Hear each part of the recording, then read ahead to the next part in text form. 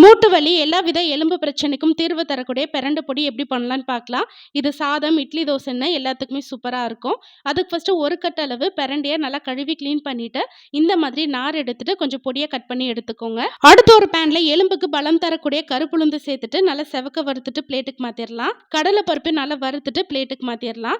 இதே மாதிரி வெள்ளை எள்ளு, மிளகு, சீரகம், காஞ்ச பூண்டை லோ ஃப்ளேம்ல வறுத்துட்டு தனியாக ஒரு பிளேட்டுக்கு மாத்திருங்க. அதே பேன்ல காரத்துக்கு ஏற்ற மாதிரி காஞ்ச மிளகா, கொஞ்சமா கருவேப்பிலையும் நல்லா ஃப்ரை பண்ணிட்டு மாத்திக்கலாம். லாஸ்டா கொஞ்சமா எண்ணெயில கட் பண்ண பிரண்டையை சேர்த்துட்டு இந்த அளவுக்கு நல்லா சுருங்க வதங்கினோடனே அடுப்பு ஆஃப் பண்ணிடலாம். இது எல்லாத்தையும் மிக்ஸி ஜாருக்கு மாத்திட்டு கூடவே பெருங்காயத்தூள், ட்ரை மேங்கோ பவுடர், தேவையான உப்பு, ஃப்ரை பண்ண பிரண்டையை சேர்த்துட்டு நல்லா ஃபைன் பவுடராக அரைச்சிட்டிங்கன்னா ஹெல்த்தியான பிரண்டை பொடி வந்து ரெடி. இவ்வளோ பெரிய ப்ராசஸ் செய்ய கஷ்டமாக இருந்துச்சுன்னா ஃபிட் அண்ட் ஃபுட் தமிழ் இதே பாரம்பரிய முறையில் பிரண்டை பொடி வந்து ரெடி பண்ணி கொடுக்குறாங்க. உங்களுக்கு இந்த ப்ராடக்ட் வேணும்னா ஸ்க்ரீனில் உங்கள் டீட்டெயில்ஸ் கொடுத்துருக்கேன், செக் பண்ணி பார்த்துக்கோங்க.